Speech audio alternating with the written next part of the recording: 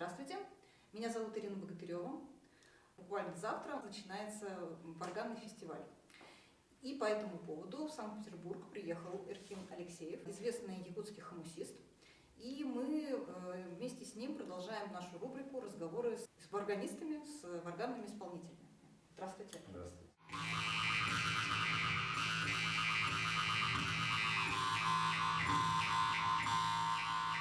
Эркин Алексеев – один из самых ярких молодых исполнителей на современной якутской хомусной сцене. Хомусист-импровизатор, мастер голосовой имитации, ученый-секретарь музея и Центра хомуса народов мира. Эркин в совершенстве владеет как традиционным, так и современным стилем игры на хомусе.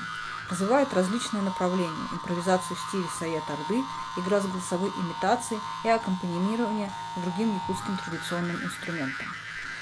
Эркин – победитель крупных конкурсов хомусной музыки в Якутии, автор научных статей о хомусе, составитель первого тома каталога музейных предметов Музея и Центра хомуса народов мира «Хомусы народа Саха», а также просто интересный собеседник.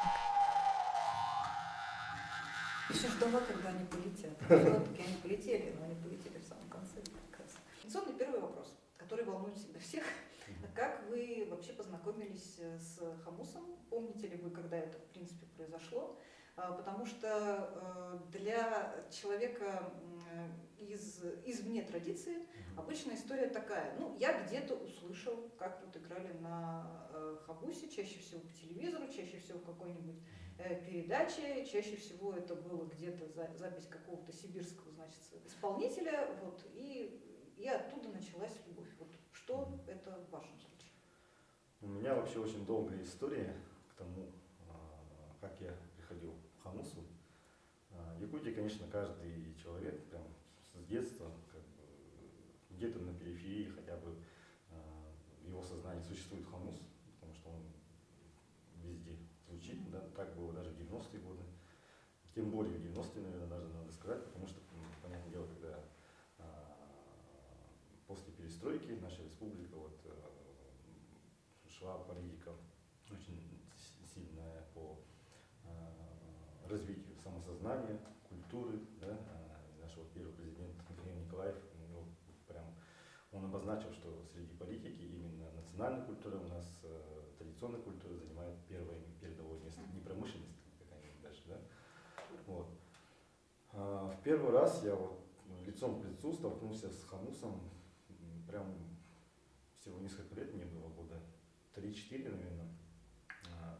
Я играл у родственников с сестрой своей двоюродной, и мы нашли у них дома хомус, но у него, правда, был отломан кончик язычка. Ее старшая сестра, она в школе обучалась, в ансамбле играла, и лежал этот сломанный хомус. Мы впервые его увидели, начали изучать, пощупывать, да, даже что-то пытались извлечь на нем, конечно, ничего не получилось. Но вот именно тогда у меня появился этот интерес, а как же он звучит. Я помню, что приходил домой к маме, расспрашивал даже, какой он целый хомус. Она мне там что-то нарисовала, что у него должен быть кончик, за него дергает, там звук извлекается. Но я помню, что тогда ничего не понял из ее объяснений. Вот. А целый хомус я увидел, когда учился в первом классе. У нас в Якутии, по-моему, до сих пор есть этот предмет, якутская национальная культура называется. И учитель принес хомус, показал, вот это хомус, вот так на нем играют.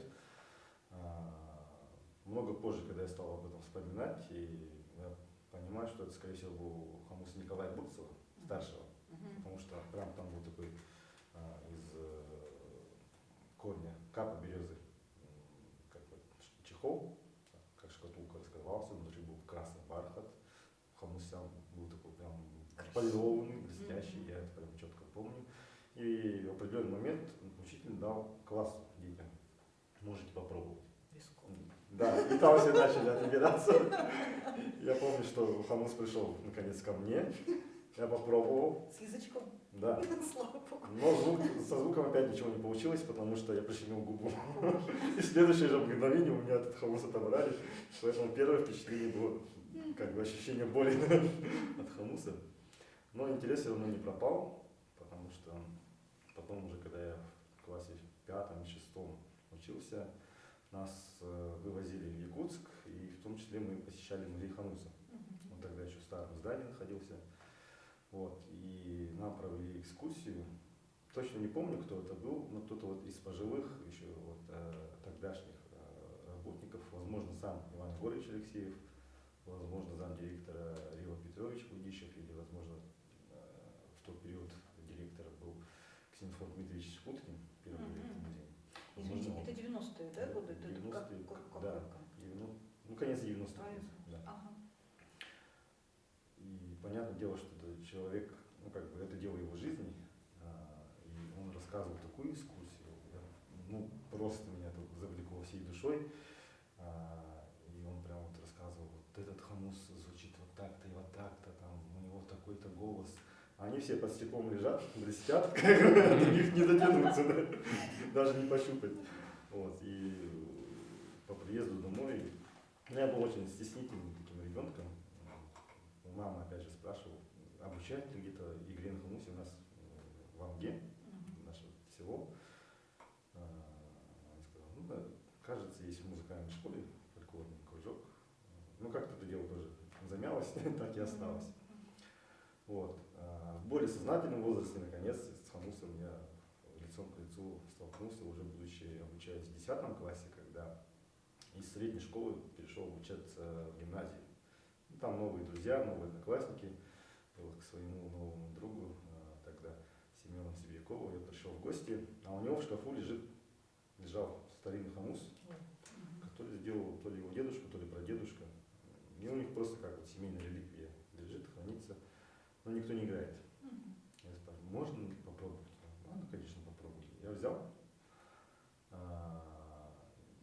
То есть до этого никто меня не обучал, да, как держать, как играть. Я просто как-то бессознательно приставил к зубам, потянул за язычок, и звук пошел. И этот момент был как вот в Гарри Поттере. Убирать волшебную палочку. Вот тот такой, точно такой же момент, только вот подсветки не хватало. Прям вибрация с макушки до кончиков пальцев ног и обратно. Я такой, вау! И в тот же момент прям понял, что это мое.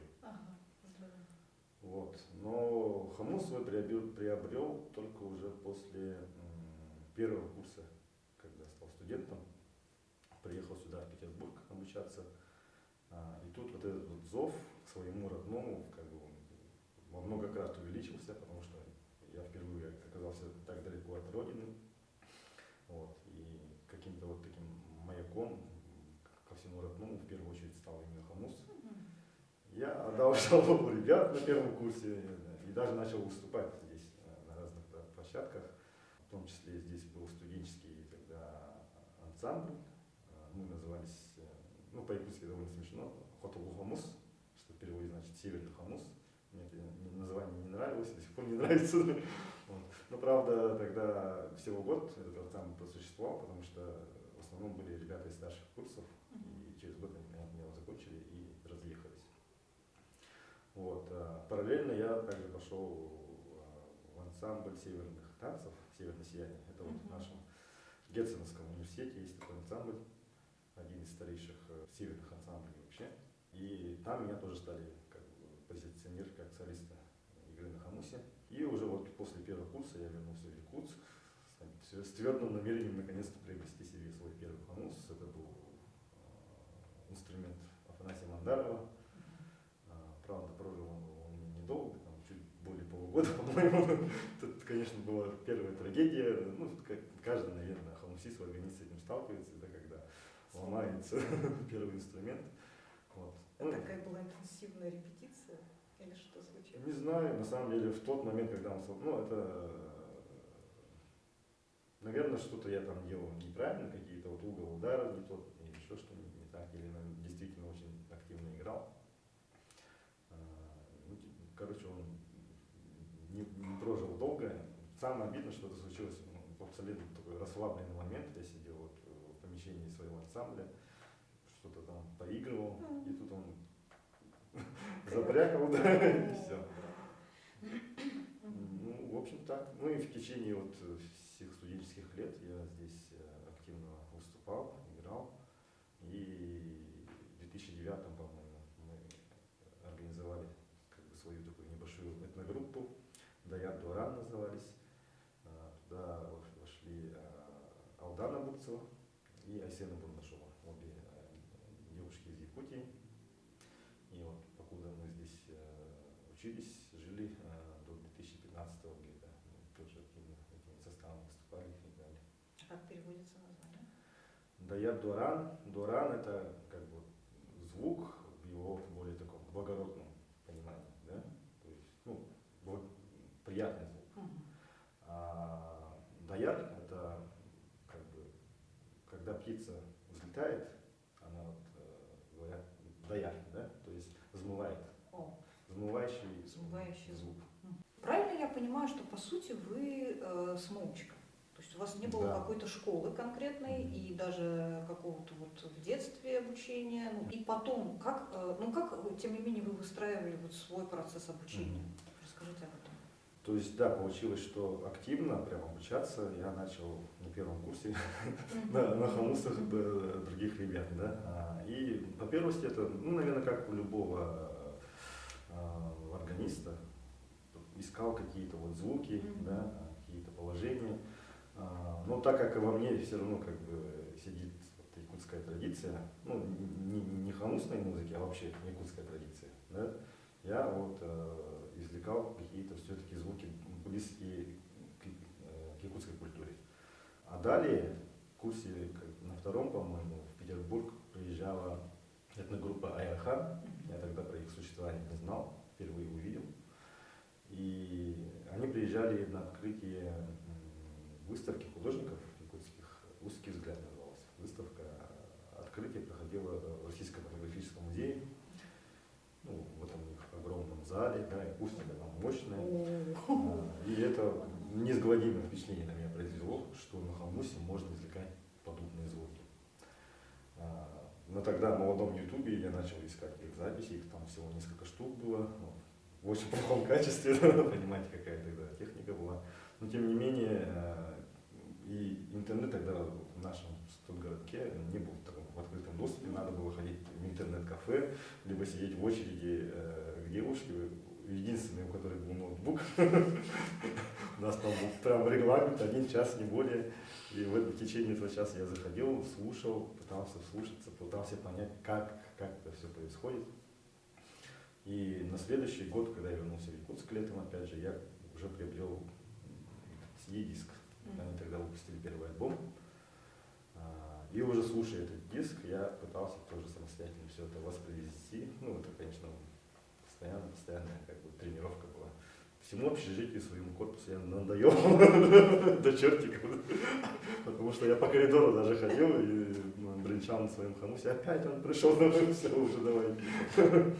Ну, в общем, так.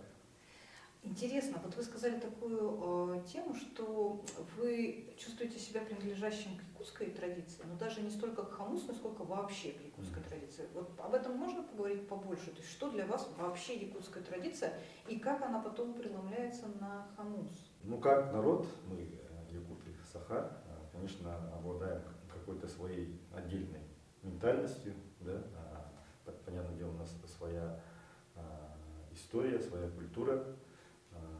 Ну, разумеется, она уже в течение почти 4 веков тесно переплетена с российской историей, да, и российская ментальность нам тоже свойственна, да, ну, в общих чертах.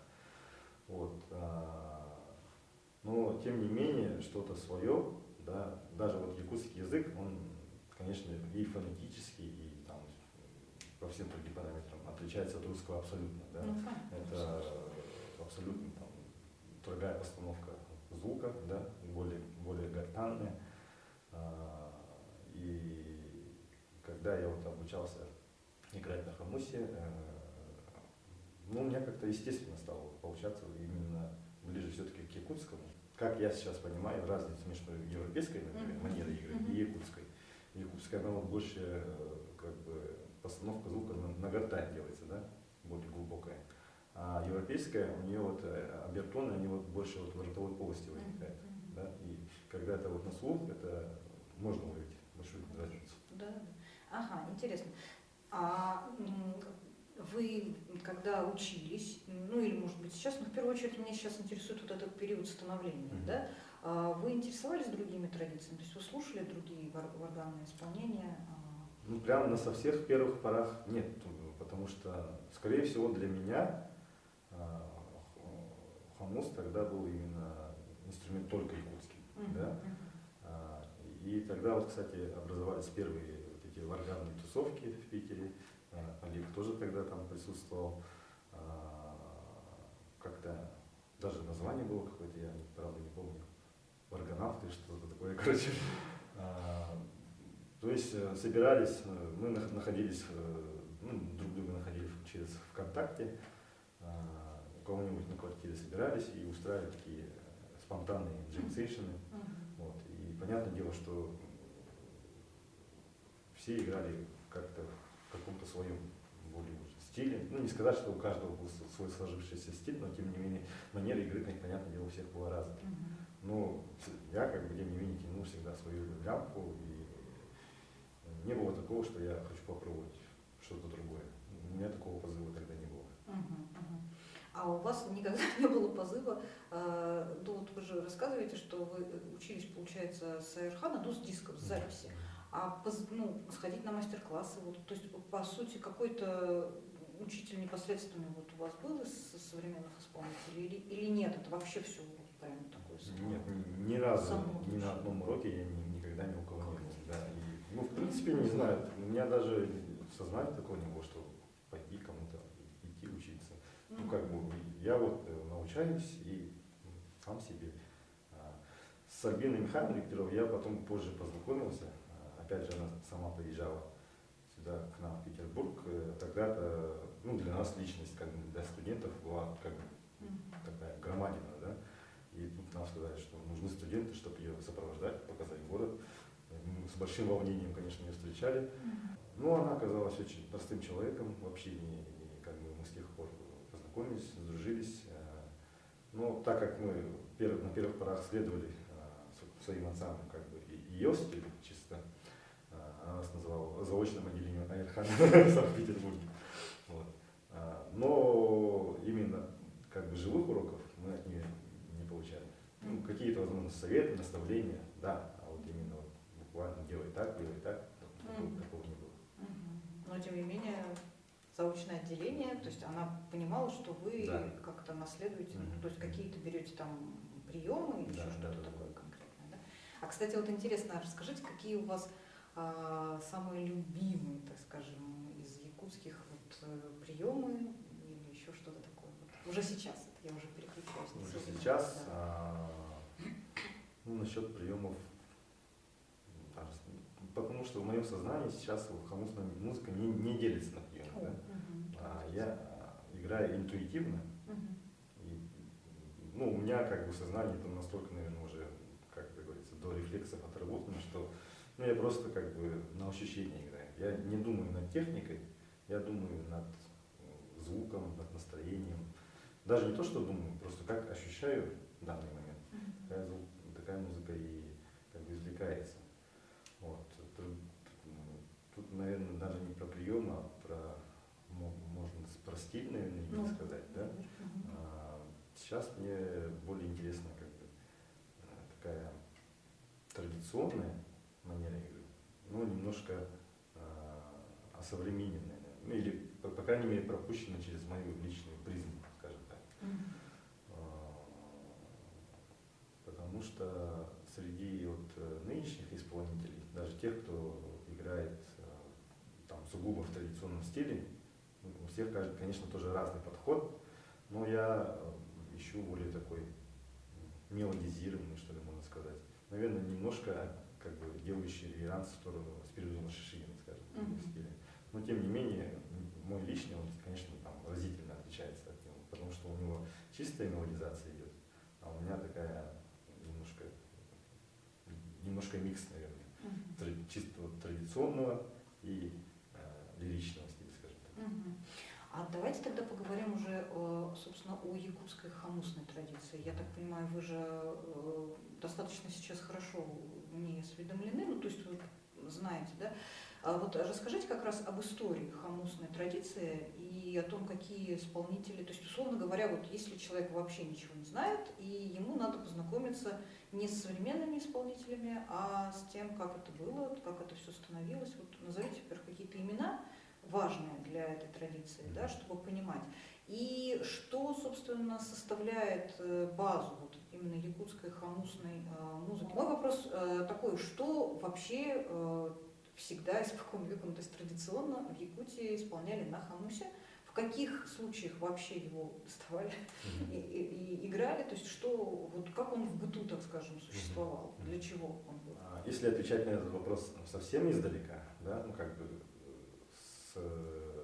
с положения моей глубины знаний, скажем, потому что, понятное дело, в Якутии далеко не каждый обыватель, конечно, знает историю хамуса. Более того, когда люди приходят в музей хамуса, обычные жители Якутска или гости из вузов, они обычно уходят в глубоком таком, ну не шоке, но их глубоко поражает, что оказывается такое большое разнообразие хамусов есть у нас в Якутии. Но это не только, Да, знаете, это любой человек, кто туда придет, он, конечно, поразится. В целом, конечно, вот как играли там, в 19 веке или даже в самом начале 20 века, мы сейчас сказать не можем, да, потому что записей нет. Единственные вот упоминания о хамусе, которые делали первые исследователи, это, как правило, они были полицинными, да. Единственный не полицинный, по-моему, вот Рихард Маак был, он специально с экспедиции приезжал в Ильский округ, но на стилистику игры они не обращали внимания. Да. Можно сделать какие-то предположения из их фраз.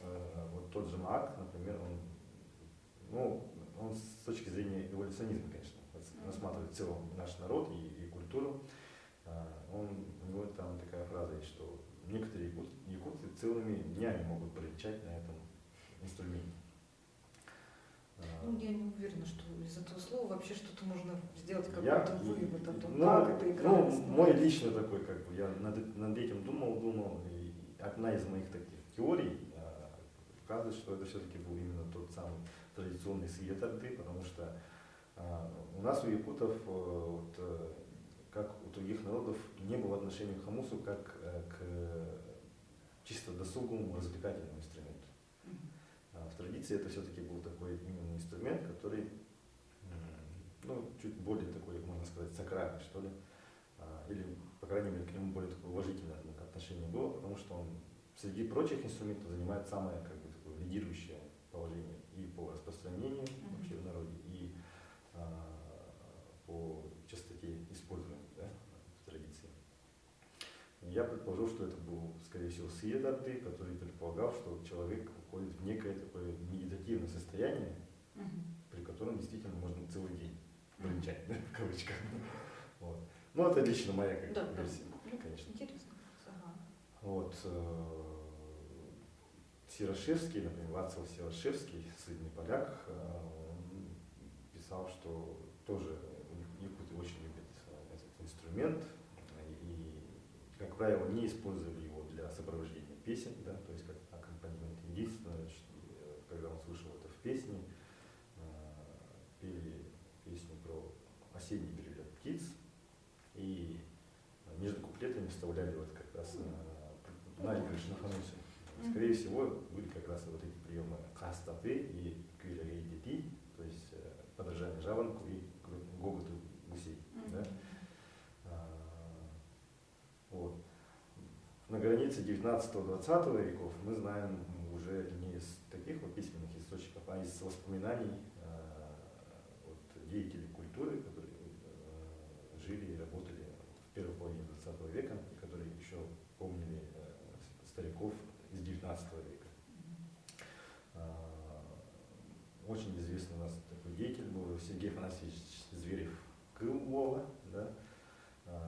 Он рассказывал про некого хамусиста, которого звали все, ну, простонародным именем «Нет брат». Да? Брат — это от русского слова «брат». Что такое «нет», я вам сказать не могу. Но он приезжал. Это не русское «нет». Это Нет, не брат. Он пишется как «не», А, «не» с друг. знаком и так далее. Этот исполнитель, скорее всего, он предположил, что родом был откуда-то из Ленского или Алекнинского улусов, но приезжал к ним со стороны Якутска. То есть не единожды. И прям это были такие некие гастроли, потому что он объезжал города Весельчак, как называется, да, по селам ездил, давал представления. И в репертуаре у него в том числе были там ледоход на Витиме. А река Витим как раз вот на границе с Иркутской области, там ближе к этому находится. И он всяческие дополнительные приемы использовал, чтобы изобразить звук сталкивающихся льдин. Он использует какие-то очень интересные приспособления, скорее всего металлические, такие шарики с дырочками, и там внутри, видать, что-то еще было. Он их сувал за щеки, когда играл, это вот давал вот этот эффект звука. Вот это да. Кроме того, у него были такие театрализованные прям. Представить, ты ему дойдешь, вот ты человек играет, у него тут еще голова. Да, то есть как это? То есть надо еще что-то здесь сделать, с ума сойти. У него, кстати, был еще и двухязычковый хамус у этого исполнителя. И Сергей Афанасьевич вспоминает, что он на нем играл только в дни каких-то праздников или больших событий. То есть в остальные, в обычных выступлениях он играл на обычном одноязычковом инструменте. И кроме того, у него была такая интересная композиция, составленная по поэме Алексея Алексеевича Кулаковского. Алексей, это наш первый якутский писатель. Произведение называется «Портреты семи якутских женщин». Он там очень так образно передает 7 разных характеров женщин. Вот этот «Нет, брат», он из папье-маше сделал 7 масок женских, надевал каждую и через хамус передавал разные характеры этих женщин. Какой интересный персонаж. Да. Еще раз, извините, это в какой период это вот его гастроли происходили? То есть о нем вспоминают на границе веков, правильно? Это самое начало 20 века, 20 получается. века, а он, соответственно, вот его путешествия, в смысле, его эти гастроли были, получается, в 19 веке, или все-таки тоже будут? То есть это до революции? Это до революции. Это история до революции. Да. Получается, скорее всего, как его последователь в Сунтарском улусе был еще тоже довольно известный хамусист Хомусчут Сапон. Сапон это от русского имени Сафрон, да, выключение. Хомусчут это хамусист. Про него, когда пишут воспоминания, у него очень похожий репертуар. Вот это, скорее всего, этот Сапон, когда был ребенком, видел этого исполнителя и перенял его репертуар. И практически точно исполнял очень похожие вещи. Вот. Следующий этап – это когда уже пришла советская власть, когда в Якутии появляется, в принципе, явление сцены, дома культуры, и появляется такой деятель, как Лука Николаевич Турнин. Он в целом был очень ярким носителем культуры и исполнителем любых жанров фольклора. Он был и той-псут, да, то есть песни импровизации исполнял, и он исполнял эпическое сказание наше, и Алокой запевал, да, хороводный танец. Но более всего он был известен именно как хамусист. Но вот у него как раз таки он попадает под тот период, когда именно традиционная игра, да, конкретно, которая существует как бы в своем определенном пространстве, уже фольклор переходит в область сцены. Да? То есть тут можно говорить уже о формировании сценической хамусной музыки. Понятное дело, что она ограничена во времени, что человек заранее тоже думает, какую композицию сыграть, что туда вложить, что туда внести. Вот. И у него очень яркие такие импровизации. Есть несколько записей даже в интернете. Если поискать Лука Турнин, можно послушать. И это человек, который первый сыграл за пределами Якутии на хамусе. То есть это в 1948 году в Москве были не Якутской, а СССР. И он вот сыграл тогда на якутском хамусе. И спустя 9 лет, в 1957 году, когда в Москве проходил Всемирный фестиваль молодежи, он туда вывез уже целый ансамбль хомусистов из родного Такинского, тогда Алексеевского района, 27 человек. И, ну, это как бы для истории якутской хомусной музыки такое значимое событие. Следующий, это как бы яркий этап, связан с именем Ивана Егоровича Алексеева, хомус судьба. В 60-х годах он стал студентом Якутского государственного университета, и вместе со своим другом Сергеем Черепкиным они организовали студенческий ансамбль «Аугас». Да? И вот деятельность этого ансамбля, можно сказать, задавала тон на протяжении десятилетий советского времени, во второй половине 20 века, как скажем, прогрессивной якутской музыки. Да? Они делали акцент именно на импровизацию. Как я слышал от самого Ивана Егоровича, они практически не репетировали, потому что каждый отрабатывал свои партии сам. И получалось, что когда они выходили на сцену, у них игра была построена по принципу футбольной игры, как выражается сам Иван Егорович. То есть один человек задавал тему, весь ансамбль начинал следовать этой теме. Потом выскакивал как бы следующий нападающий, начинал как бы гнуть свою ель, да, и весь ансамбль переходил на его. И так вот каждый как бы задавал свою тему, и весь ансамбль следовал его. И композиция, то есть, строилась из вот такой вот импровизации. Понятное дело, что с опытом они какие-то свои определенные там фишки нарабатывали, да, которые уже становились понятны друг другу, каждому. Вот. Но тем не менее, этот ансамбль, из него, кстати, вот вышли видные сегодня деятели вообще в Якутии, которые и в правительстве, и в государственном собрании работают, в том числе 3 хомусиста-виртуоза мира, очень как бы значимые и видные хомусисты в Якутии. Это Петр Готоев, Спиридон Шишин и Альбина Дегтярева. Они все вышли из этого ансамбля? Да. Здорово, да. Такой хороший ансамбль. Вот меня очень заинтересовала история про этого человека, который вот нет брат. Вот, я пытаюсь понять его роль в том обществе, то есть кем он мог быть. Я имею в виду, тогда, как вы правильно сказали, сцены как таковой не было, то есть это же он не по домам культуры ездил, да, как потом в советское время могло бы быть. По сути, это такой выходец, в общем, из народа, да, то есть народный исполнитель. И вот какая была его роль, то есть что он делал, почему он путешествовал так много, и почему это происходило, как вы думаете? Ну, он следовал традиции именно исполнителей эпоса, хасутов. Традиционно они большую часть жизни проводили именно в таких вот путешествиях по поселениям. В совсем древности как бы якуты жили как бы даже не поселениями, а вот небольшими сообществами в Аласах. Да? Алас — это вот наши якутские огромные поляны, и там, как правило, жили одна или несколько семей всего. И то есть все вот эти вот населенные пункты, скажем так, условно, алахасуты объезжали и исполняли для этих жителей эпос. И, понятное дело, всегда это было очень большим событием. Да? Как правило, это происходило зимой, несмотря на холод. Да? То есть с другой стороны дороги, в смысле, ездить легче. Потому что все лето оно занято трудом. И вот этот «нет, брат», он следовал тоже вот этой традиции, объезжая все эти поселения, но уже не с исполнением эпоса, а именно с исполнением на хомусе. Это довольно яркая личность для таких времен, я считаю.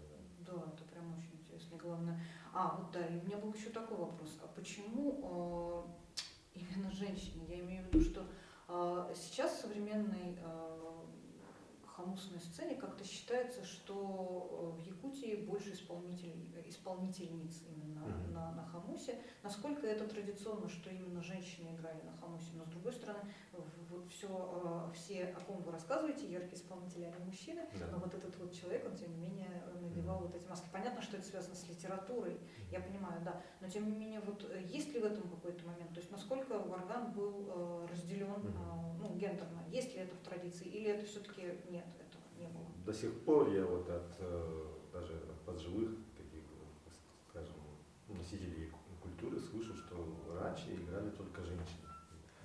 Ну, на мой взгляд, это возник как бы естественный перевес в сторону женского исполнительства. Каких-то вот именно конкретных табу, связанных с мужским исполнительством, я нигде никогда не встречал, что мужчине играть нельзя. Ну, если в культуре есть запрет, он известен, как всем людям. А такого нет. Он возник естественно в силу того, что в старину женщина большую часть времени находилась в доме, да, в тепле, возле очага. И понятное дело, что свой досуг она могла посвятить игре на хамусе.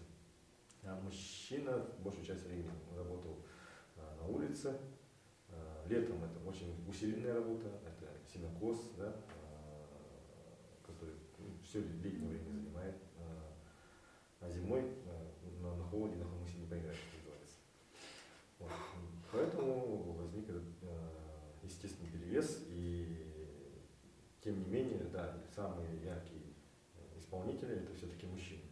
То есть, если бы был бы запрет, даже вот в том же начале 20 века, нет, брату бы сказали, почему ты как женщина играешь на хамусе. Да? Но так как запрета не было, это было воспринималось как естественно. Ну, то есть понятно, одним словом, когда он надевал женские маски, это он не изображал исполнительниц на хамусе, а это просто его был такой сценический... Да, это образы из поэмы. Да, это образы это, были из поэмы. это уже театрализация. Да, я поняла. В том числе есть такие свидетельства, что в старину юноши могли свои чувства через хамус высказывать девушкам. Да?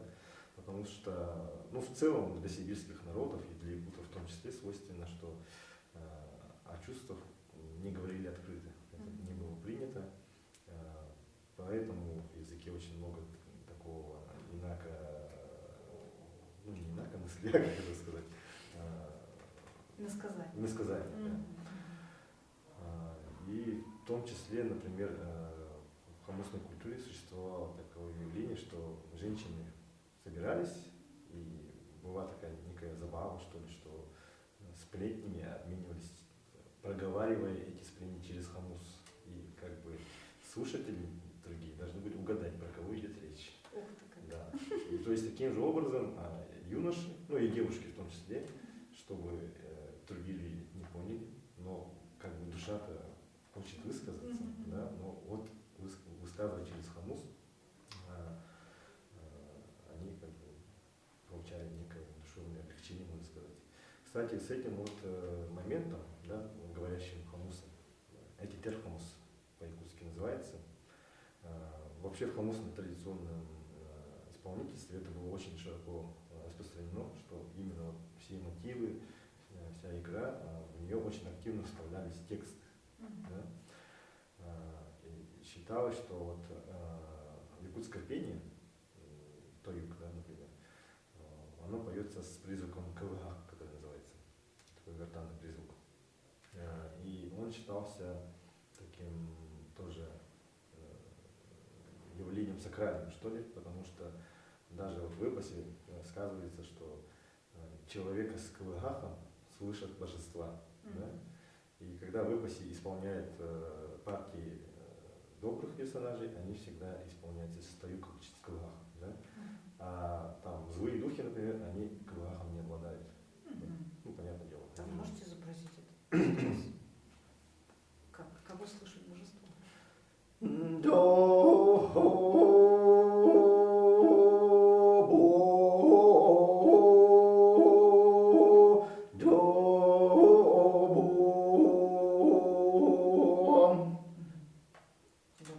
И на хамусе это тоже, соответственно, потом. А вот этот вот вот звук хамуса с придыханием, да, это как бы, ну, вообще вот в культурах распространено, в сибирских, наверное, что инструментальная музыка, она подражает Пение. пению. Мгм. И на любом инструменте, в том числе, например, на скрипке, которое традиционное название КВГ, как раз таки тоже, да, оно тоже подражало вот этому звукоизвлечению гортанному. Мгм. И в том числе, когда играли на хамусе, старались повторить вот это же КВГ, да, то есть считалось, что играя на хамусе, мы также можем как бы ну, доносить некие сообщения туда, наверх, да. Такая Можете антенна. показать, как это совместить? Ну, это не так ярко, наверное, понимается представителям других культур, да, ну, как бы Якутия это каждому понятно. Мгм.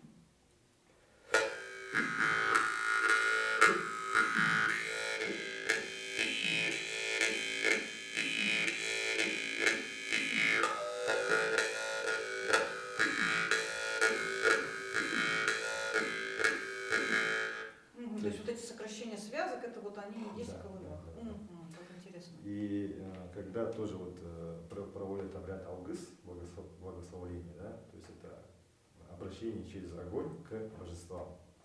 И тоже пели с калахом, чтобы твой голос был услышан на небесах.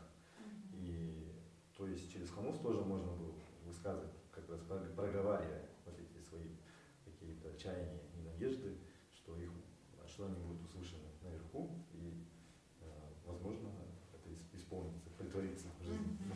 Мгм. А вот вы сказали, что очень много вообще проговариваний, да, через хамус. А есть разница, вот сейчас, когда ну, на мастер-классах на различных учат, в принципе, интонированию на хамусе, учат через как раз правильную ну, артикуляцию, да, постановку в артикуляции. Есть ли разница обычное вот это интонирование через артикуляцию и при проговаривании звуков, как вот вам кажется?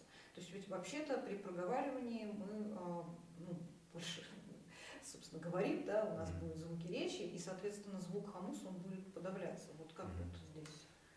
Более того, как бы у нас детей и людей, которые с нуля начинают обучаться, их как раз таки у нас в Якутии учат сначала с текстов.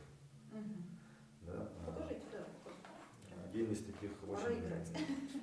очень старинных мотивов, он не имеет смысловой нагрузки, но там вот проговаривается слово «бье». Да? Вообще, если понимать это как самостоятельное слово, это значит «кадуба». Его проговаривают как «бье-бье-бье», «бье-бье-бье», «бье-бье-бье», да, «бье-бье-бье». А потом идут вариации, например, «б». А «б» — это веревка. То есть у текста нет как бы смысла, но отработка артикуляции тут есть. В самом простом как бы, варианте это звучит вот так.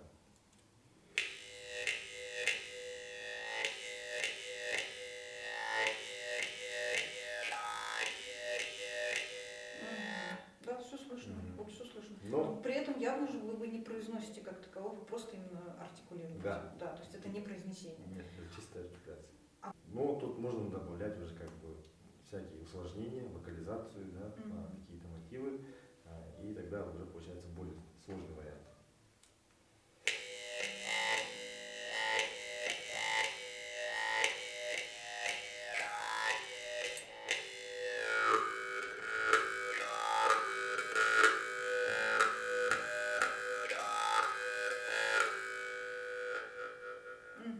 Интересно. А при проговаривании, то есть, условно говоря, вот эти кумушки, которые сидят и, значит, сплетничают, как они могли говорить через барабан? Скорее всего, использовался мотив кругового танца слога, потому что вообще эта традиция наиболее ярко, она была распространена в вилюйской группе улусов. Это, вот, собственно, Вилюйский улус, Верхневилюйский, Нербинский и Сунтарский.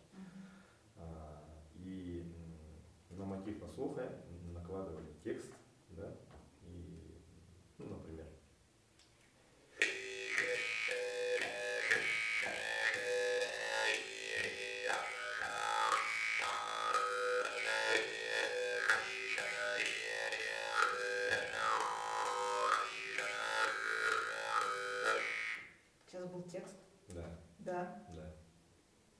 поняли? Просто интересно, кто-то понял, что там Ну, будет? просто вот И сейчас что вы сказали? я сказал, что в сегодняшний день вот мы все здесь собрались, чтобы исполнить. Просто это хомус уже с более современным звучанием, низким, да, а в старину были в основном хомусы с высоким звучанием. И там вот как раз артикуляция, она более четко слышима. Как интересно. Мгм. А у вас нет такого? Просто услышать, это же... Сегодня- Я, конечно, понимаю, что я ничего не понимаю в якутском языке, Сегодня но я- что уж настолько не Ну, слышать. хотя, возможно, вот это подойдет. Не слышать текст. Дело в том, что аналогичный вот сам по себе прием я, например, слышала на Алтае, как алтайцы это Мгм. делают, но там ты слышишь совершенно, то есть вот текст, вот они говорят, это текст.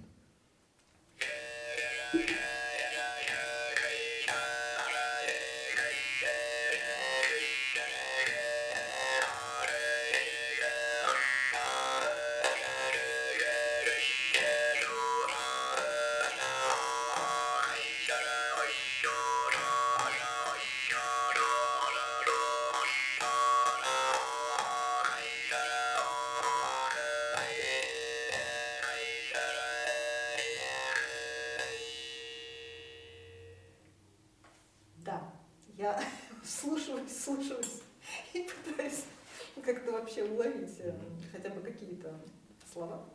Но зато мне теперь становится понятна легенда, которую я знаю на алтайском материале, о том, что женщина могла предупреждать своего мужа о готовящейся опасности с помощью игры на хомусе. То есть приезжали враги, женщина узнавала о том, что это враги, и находясь с ними в одном помещении, она рассказывала мужу, и муж понимал, а враги не понимали. Вот. Я сейчас вот себя на чувствую. своем врагом. примере вы понимаете, что Так вот. текст может понять только тот, кто Да, слушает. кто вслушивается, да. То есть они могли, в принципе, быть носителями одного языка, но при этом просто не знать даже о том, Да. что человек именно рассказывает. Это очень интересно, конечно. У этих интервью, которые я сейчас беру, есть уже традиция.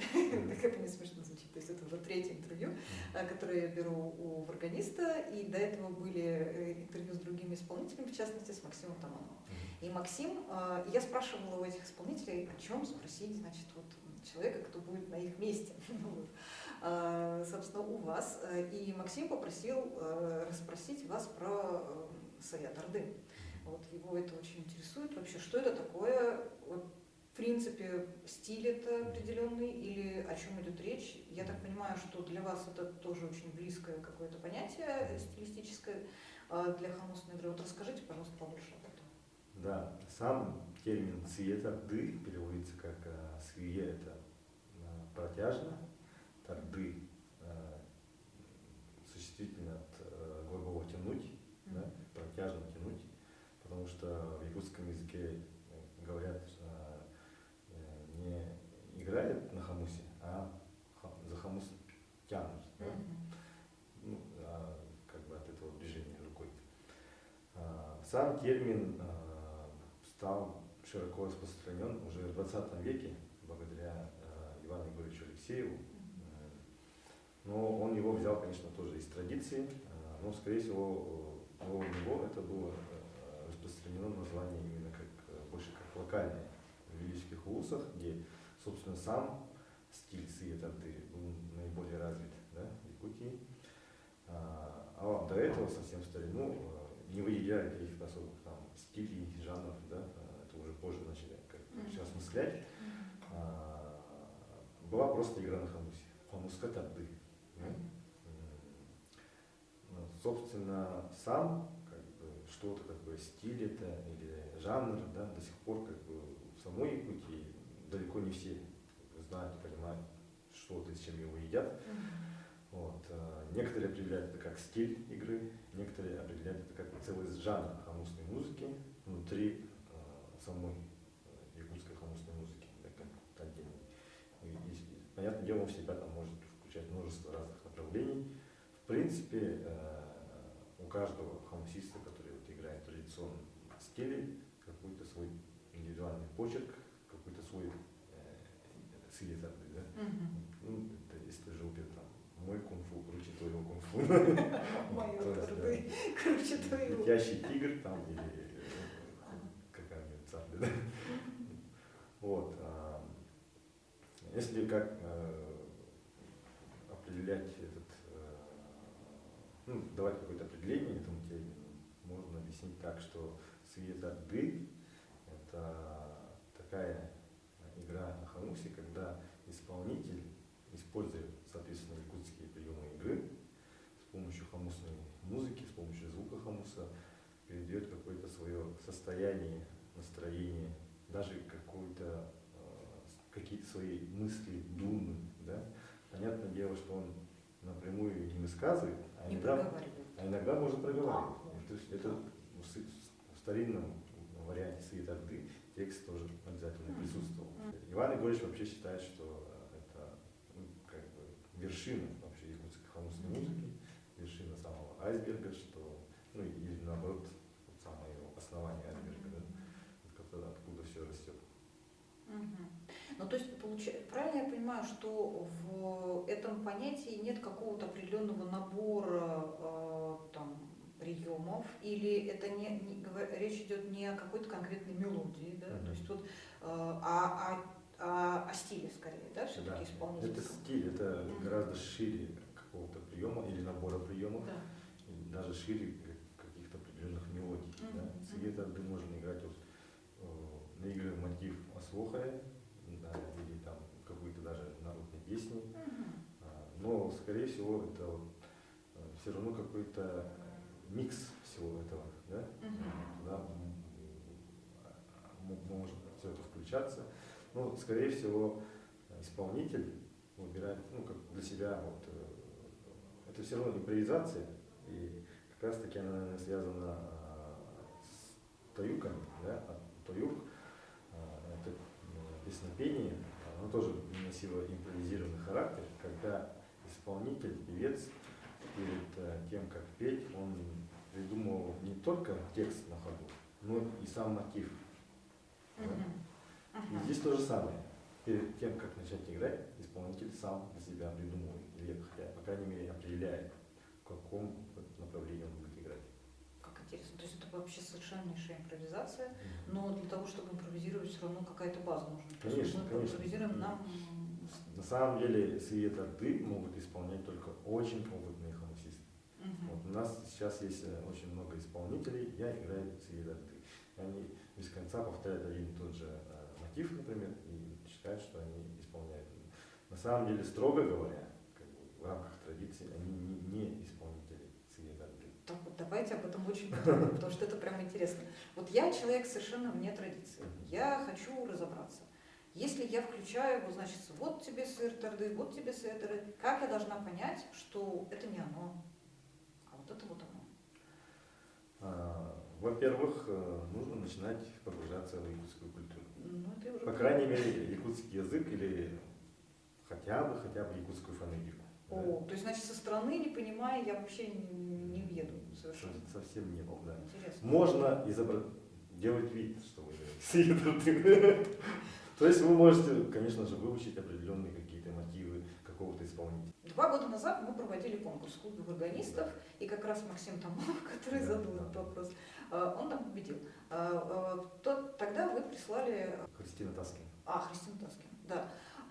И, соответственно, это была ее вариант сыетарды, и можно просто то, что в музыке называется, снять, да, эту песню, но при этом это что будет? Это будет сыетарды или это будет не сыетарды? С современной точки зрения, да, хамусной музыки, можно сказать, да, но с точки зрения традиции это не будет сыетарды. А ее исполнение сыетарды? Да, потому что она носитель культуры, и она могла транслировать от себя что угодно, играя на хамусе. Да? Так. Вот. А человек, который вне традиции, он может какие-то мотивы усвоить, даже он может, как опытный вообще исполнитель, органист из другой культуры, знать, понимать какие-то принципы игры, и может приблизиться к этому, да? Но скорее всего это будет игра в стиле сыетарды, скажем так. Это будет не сам сыетарды, это будет игра в стиле сыетарды. Ужасно интересно.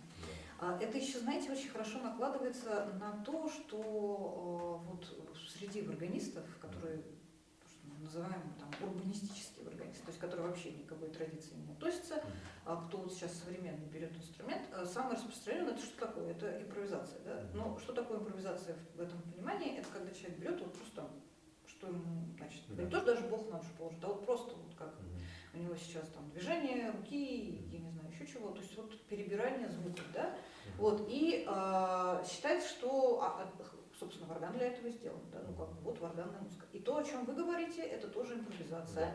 И кажется, что они пересекаются, но при этом вот люди, кто это делает, они не имеют вообще никакого опыта, там никакого, не знаю, образования музыкального, ничего. Но, например, в классической музыке, ну не в классической, я имею в виду в принципе в музыкальном понимании, да, импровизация это как раз вот вершина, о которой вы говорите. То есть надо там, я не знаю, несколько лет учиться вообще овладеть инструментом, понять, вот что это такое, для того, чтобы потом начать импровизировать. И вот то, о чем вы говорите, это гораздо ближе к такому классическому пониманию импровизации, нежели вот это вот простое перебирание звуков. Да. И в то же время я понимаю, что действительно люди вот из этой традиции со стороны это могло бы казаться перебором чего-то. То есть в данном случае может быть не звуков, может быть каких-то этих. Вот есть ли все-таки нечто базисное, то есть нечто, из чего эти исполнители, вот те, которые true Саят Орды, да, делают, вот нечто базисное, из чего они исходили? Или это все-таки действительно вот просто такой уровень владения инструментом, когда ты можешь это делать? Ну, по крайней мере, мне кажется, что, как я сказал, игра на хамусе как бы апеллировала к песенной культуре, да, вокальной культуре. Поэтому, если человек понимает там, какие-то мотивы трюков или хороводного танца, исходя из этого, как раз таки уже можно добавлять там текст, или можно даже его не добавлять, но какие-то вот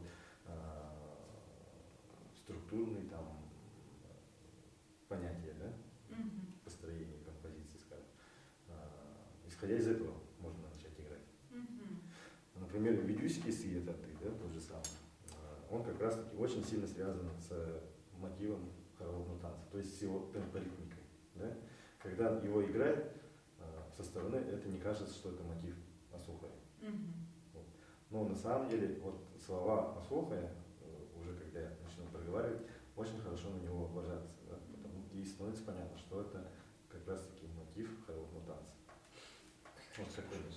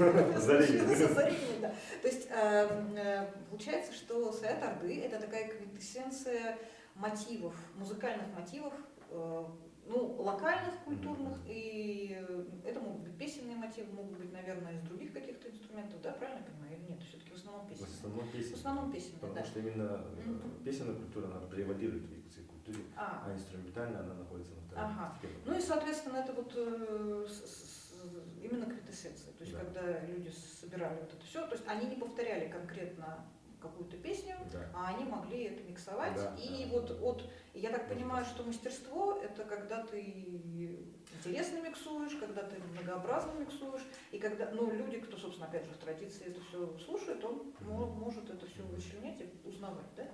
Да, когда вот человек на базе чего-то песенного создает что-то своеобразное, хамусное, да? То есть трансформирует, можно сказать, что да, это вот как раз самая вышина света. Да, очень интересно. Вообще ведь якутская хамусная музыка в мире очень популярна. В России в основном люди считают, что варган это, ну, якутский как раз инструмент, да, но и не только в России, в мире, да. Вот, то есть ее популярность огромная, и она неоспорима. Но сейчас, потому что вы рассказываете, я понимаю, что люди со стороны вообще-то не могут понять ее полноценно. То есть это надо прям вот в этом вариться, и надо все это узнавать, как-то надо считывать. То есть мы со стороны считываем только какие-то самые такие яркие вещи. Ну, опять же, если, конечно, там изобразить жаворонка или тех же самых гусей, то мы, наверное, услышим, что это жаворонок и гусь. Вот, а все остальное, ну, просто вообще не понимаем и не слышим. Вот, а как вам кажется, а с чем это связано, вот эта вот популярность такая вот мощная? То есть ведь обычно популярность это то, что общее такое, что всем способны понять. А в якутской традиции получается, что мы традицию-то не понимаем как раз, а мы понимаем что-то вот, ну, я не знаю, как бы сказать, поверхностно, не поверхностно, но все равно считываем что-то вот внешнее, а всю глубину нет. Но тем не менее, да, музыка очень популярная, да, ее там много, и именно про нее в первую очередь вспоминают, когда говорят о варгане. Вот как это сочетается? Ну, конечно, конкретного ответа я не знаю, но как бы свое предположение могу высказать. Скорее всего, мне кажется, что тут история очень похожа на историю тувинского горового пения. Да? Вот горовое пение, как явление, оно у многих народов существует. У соседей тувинцев, у алтайцев, да, у хакасов, отчасти даже у башкир, у монголов тех же. Но вот именно тувинское горовое пение, оно однажды выстрелило, да, особенно в США, стало безумно популярным и постепенно распространилась эта популярность на весь мир. Почему именно тувинское, да, почему не монгольское, почему не алтайское, которое, кстати, ну не в обиду сказать алтайцам, но все равно постепенно стал испытывать влияние тувинского горового пения. Мне кажется, что вот тувинцы именно в этом горовом пении достигли определенной виртуозности. Они наиболее широко раскрыли возможности вот этого пения, мне кажется. И тут, мне кажется, в отношении хамуса, что вот именно якутская традиционная игра, какие-то вот именно звуковые там возможности тоже наиболее широко раскрывают. И в то же время вот хамус, ну, варган, да, вообще именно в Якутии наиболее развит, наиболее хорошо сохранился, то есть он никогда особо забвению не предавался, даже в самые сложные там годы в советский период, все равно хамус в народе, в традиции, в культуре он всегда оставался. И, возможно, для людей как бы из другой культуры, которые слушают эту музыку, возможно, не чувствуют, да, вот эту вот некую наполненность, что это не просто бренчание, а что это идет вот откуда-то издалека, и еще, что исполнитель, по крайней мере, который опытный исполнитель и исполнитель, ну, грубо говоря, скажем, носитель, он транслирует не просто какие-то свои придуманные композиции, свои фантазии, а именно какую-то всю свою культуру, да, через посредством хамуса. Ну вот смотрите, как интересно, ведь как раз то, о чем я спрашивала, мы, не будучи в этой культуре, мы не в состоянии понять, насколько та или иная композиция действительно вот традиционная, да? С одной стороны. С другой стороны, люди, которые слушают и кто хочет, например, подражать, они берут очень поверхностные вещи. То есть они берут вот именно приемы, какие-то яркие звуки, то есть то, что ты способен вычленить и получить вот с поверхности. Как вам кажется, даже не то, что как кажется, как бы вы, вот какой бы вы могли дать совет, как определить, что есть традиционная музыка, да, если вот ты слышишь нечто в якутском стиле, кто играет сейчас, неважно, там, если якутский исполнитель или не якутский исполнитель, ну, ты слышишь нечто. Как вот понять, что да, это традиционная якутская музыка, а это нет? Ну, просто вот это вот как раз вот перебор неких паттернов, так скажем. Ну, во-первых, даже среди якутов и даже среди якутских исполнителей сейчас уже тоже полная как бы неразбериха, да. Многие тоже как бы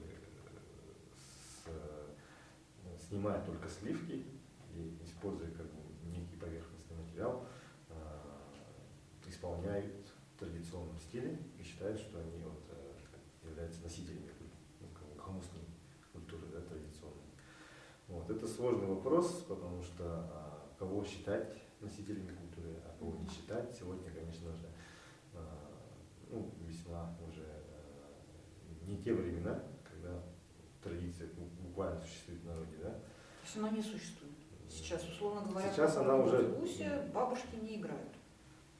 Эта традиция, к сожалению, прервалась, потому что в советский период, в конце вот советского периода, в 70-е, 80-е годы, хамус стали активно преподавать уже в виде кружков, секций, Да, все, я понимаю. Да. То есть передача игры внутри семьи, она прервалась. Последними носителями хамусной музыки были как раз вот две женщины из Великого Вуса, Марфа Бадаева и Христина Таскина. Они дожили до 21 века. Ну, совсем последним можно считать еще сына Христины Таскина, но он не стал широко известным исполнителем. Ильинов Иван, по-моему, звали. Он по отцу у него фамилия. Но он тоже вот не так давно ушел из жизни и играл в основном как бы, не на широкой публике, а в целом там по кругу семьи, сам для себя. Сейчас как бы традиционным уже называют все, что так или иначе похоже на традиционное. То есть рамки размываются. Так, это, конечно, да. сложная ситуация для культуры, надо сказать. Ага. Так как сама традиция на самом деле уже угасла, и мы уже как бы, ну как, по учебникам изучили. Хотя учебников нет тоже. Ну как с учебника выучили, заучили, так и начинаем исполнять. Да? Но тем не менее, так как мы имеем как бы культурный бэкграунд все равно, вот, мы имеем право говорить, что мы все равно транслируем нечто традиционное. Да? Вот, скорее всего, тут зависит вот именно от, как раз таки о том, о чем мы уже говорили, от наполненности человека этой самой культурой, насколько он вырос как бы в якутской среде, насколько он это все для него естественно, настолько он и может транслировать традиционное нечто. Ну, то есть, например, если русский человек захочет, не живущий в Якутии, захочет играть в традиционном якутском стиле, у него есть шанс на это? Конечно, есть пример. Я опять же хочу привести тех же тувинцев.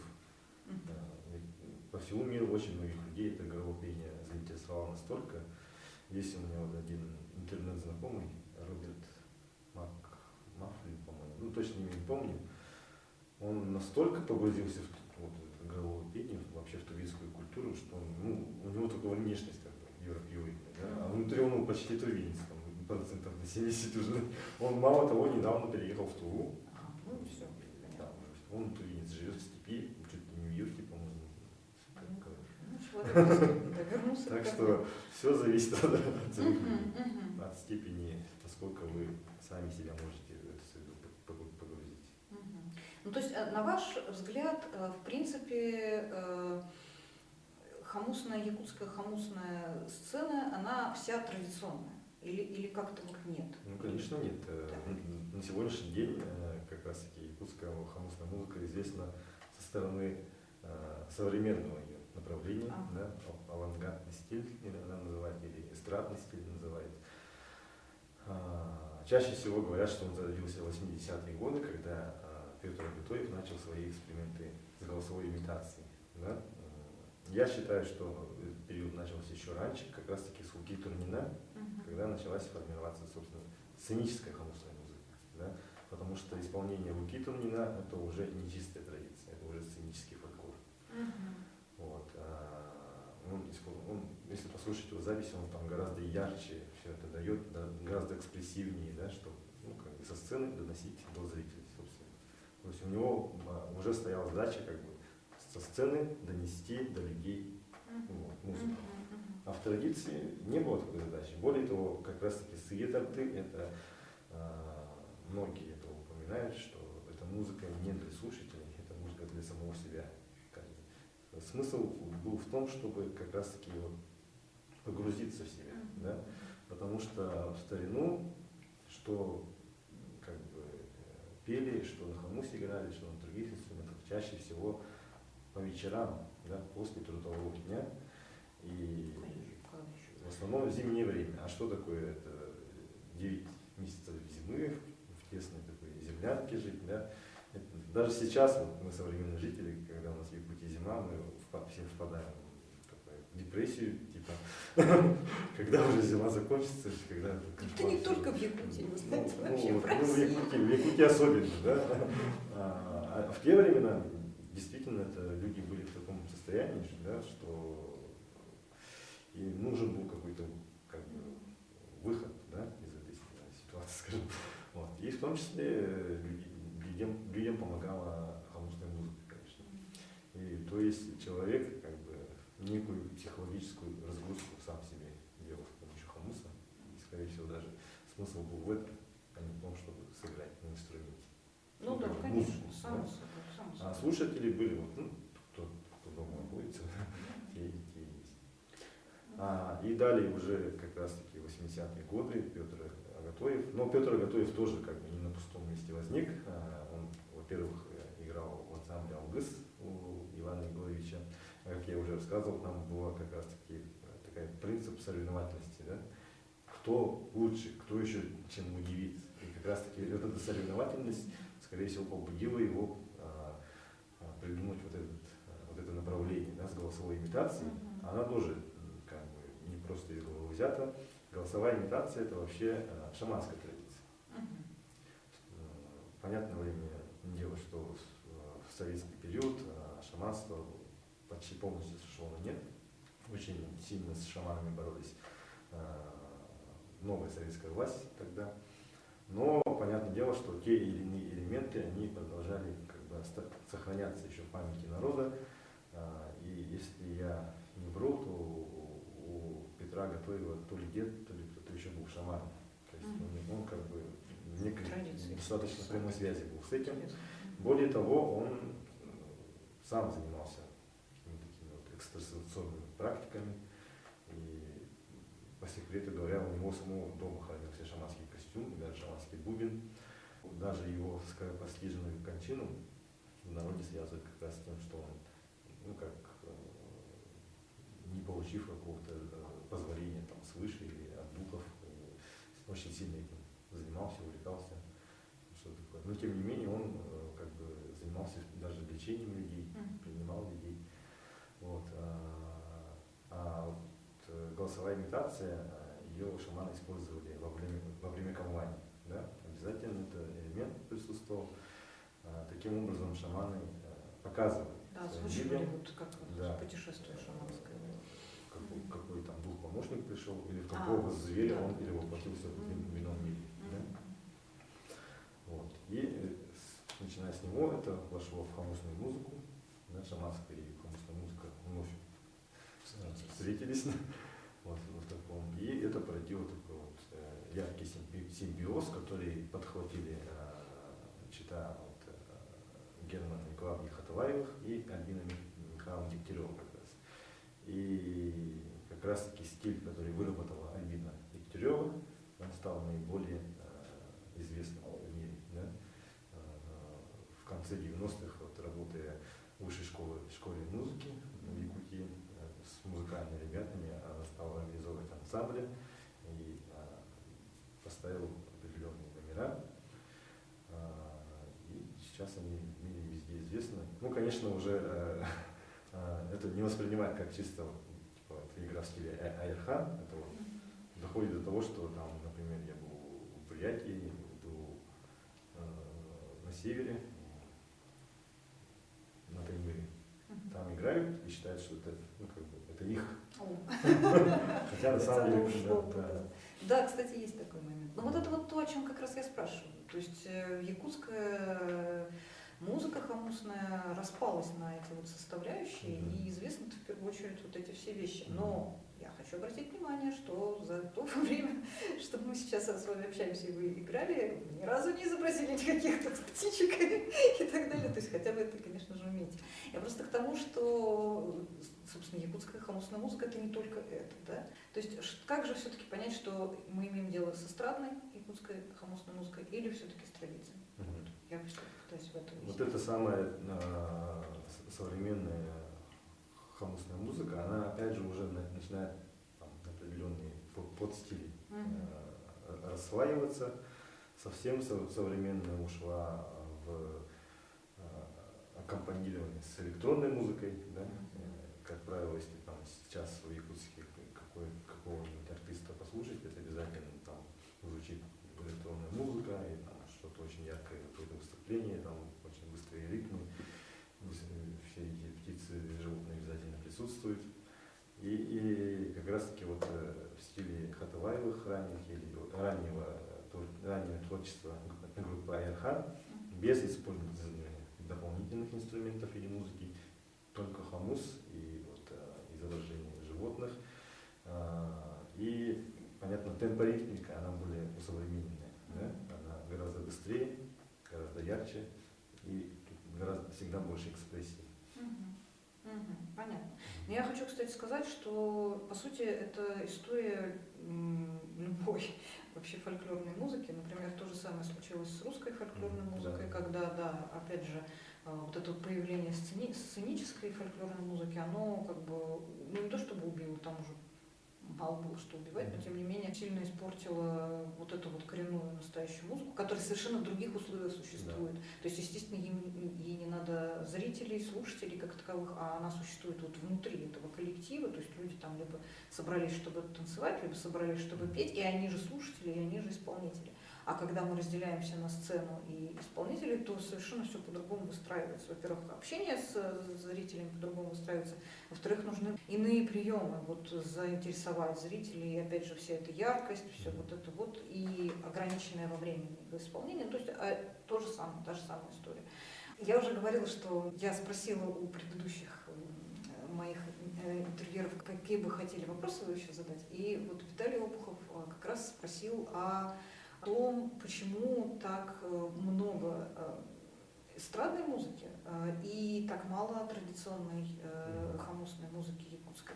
То есть ее вообще где-то вот можно достать. И почему ее так мало? Почему люди ее не слушают или слушают меньше, как вам кажется? Ну, потому что народу нужно хлеба и зрелищ. Ну, вопрос да, очень простой ответ, конечно.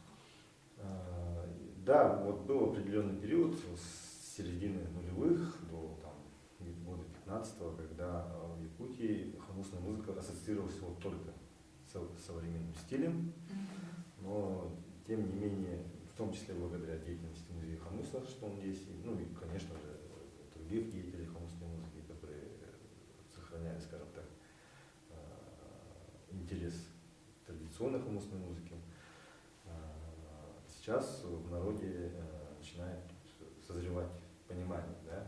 Люди уже начинают уметь делить, да? Вот это современное, оказывается, вот это традиционное. И даже там есть такие некоторые ортодоксальные слушатели, что там, ой, нет, я не люблю ваших этих там всякие крики, оры, мне там давайте свет орды. Вот. Ну, мне кажется, это воспитание слушателя. Да? То есть оно все-таки случилось, это воспитание сейчас. В определенной мере, да, есть, безусловно, этот момент. А во-вторых, традиционная музыка, она, конечно, вот у всех традиционных народов, вообще любых, да, в мире, она, это ведь не чистый вокал, да, песенный, например. Это всегда какие-то вот призвуки, управления обертонами, да. И ее, мне кажется, сложнее слушать без, ну, не на тренированном ухе. Ну, само собой. Оно не воспринимается как музыка, ну что-то там происходит, непонятно что, да. Вот. И только чем чаще ты ее слушаешь, тем больше начинаешь в ней разбираться. И даже на примере самого себя я это могу сказать, что как я слышу сейчас хамусную музыку, и как я там ее слушал в самом начале своего хамусного пути, в середине, да, и до сего момента, это абсолютно разные вещи. Да, я вас прекрасно Ухо, оно Да. постоянно тренируется, да, каждой тонкости различать. Вот, и понятное дело, что люди, которые слушают хамусную музыку от случая к случаю, они в этом ничего не разбираются. То же самое там классическая симфоническая музыка, да? Для слушателя, который в театр там, или в капеллу, в филармонию зашел случайно, ну, там что-то шумит, что-то играет. Вот. А тот, кто постоянно ходит на концерты, да, тот начинает какие-то там тонкости разбирать. Это, ну вот все оттуда, мне кажется. Да, да. То, что вы рассказываете, это очень понятно любому органисту, кто этим занимается долго, и когда ты начинаешь только этим заниматься и там как-то что-то вот оно такое побряцывает, а потом у тебя открывается мир вообще, кажется. Ну вот мне тоже за время вашего интервью вообще открывается новый мир, прям так интересно. Уже всплыла тема с шаманизмом, давайте ее затронем. Это такая сложная, я так понимаю, и большая тема. Да. Но вообще надо сказать, опять же, видите, я все так это, со стороны профана, значит, к вам, к профессионалу. Все очень часто вообще хамусная музыка ассоциируется в первую очередь с шаманизмом. То есть люди говорят, кто вот вне, опять же, да, традиции и понимания, говорят, ну это же шаманы так играли, это вообще только все про шаманов. И, собственно, интерес даже к инструменту просыпается из этого. То есть это какая-то эзотерика, это какой-то вот шаманизм, это вот что-то такое вот сакральное и так далее. Как на самом деле обстоит это? Ну вот перед приездом в Петербург у меня были гастроли, можно сказать, с Государственной филармонией Якутии в Хабаровске. Я там на многих площадках активно выступал. Люди подходили потом не ко мне, а к ребятам из филармонии. К вам боялись? Да. Типа это же шаман. Подскажите, настоящий шаман? Да, прекрасно, прекрасно. И разрешение сфотографироваться со мной тоже спрашивали не у меня, а у других. Ну, у него самого спросите. Вот. Ну, конечно, когда что-то сибирское, что-то там непонятное, там, как-то экзотичное, да, еще сразу с шаманизмом начинает связываться. Но в целом хамус в якутской культуре, скорее всего, довольно давно, но все-таки был связан с шаманством непосредственно. Вот. Единственное письменное упоминание об этом это вот у Ивана Худякова, который отбывал ссылку в Верхоянском округе, Верхоянский УЗ сейчас. Он записал воспоминания одного жителя этого УЗа, который рассказывал о некой шаманке, которую звали Джерельель. Она тоже, кстати, вот объезжала все УЗы. Да, у меня там была свита. Да, прибыла вот в Верхоянский УЗ, ее сопровождали там 7 или 8 молодых юношей, сама она тоже была молодая тогда, красивая очень девушка. И носила на поясе 7 или 8 хамусов, которые при удобном случае раздавал своим сопровождающим ее юношам, и вместе они играли. Вот это единственное упоминание о том, что шаман или шаманка непосредственно использовали хамус, да?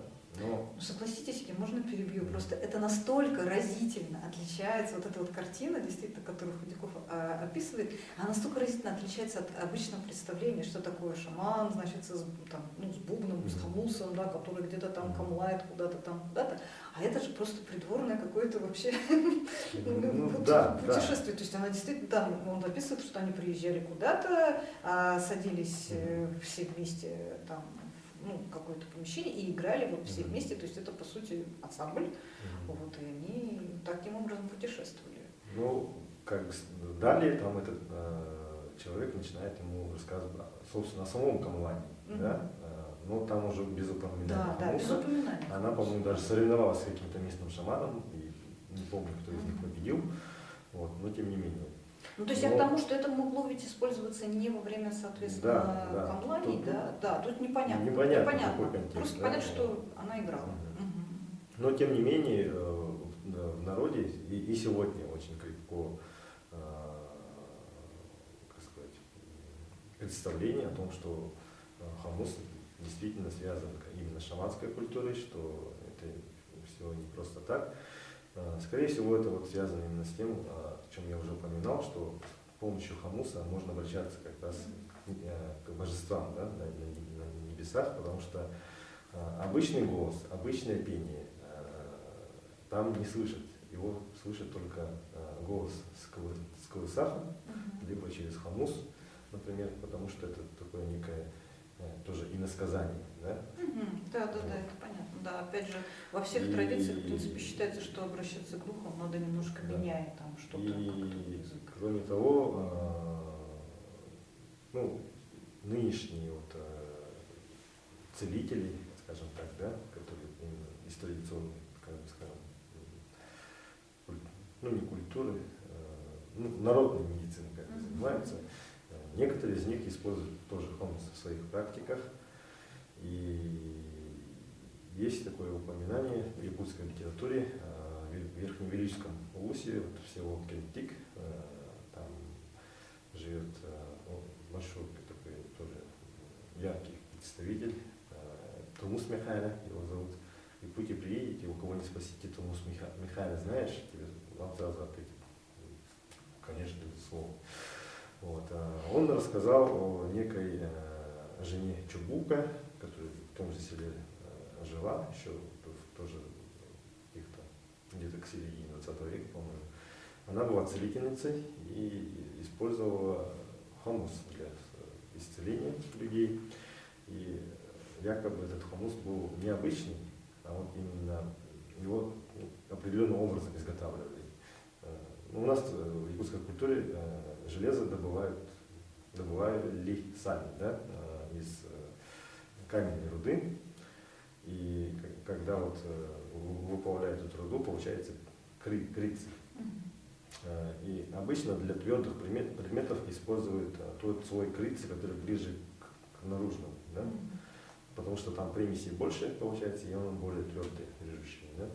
Режущие предметы, например, нужны. И в том числе там язычок, и корпус хамуса, из него тоже изготавливают. А то, что внутри, там почти чистое железо на 99%, и оно довольно пластичное, да? Их для более таких вот уже мягких, скажем, изделий изготавливали. И отличие от этого целительского хамуса в том, что его изготавливали как раз вот из сердцевины, да, полностью. Он имел более маленький размер по описанию, и она на нем не играла постоянно. Она вот тут сосредотачивалась и в определенный момент всего по несколько раз по нему била.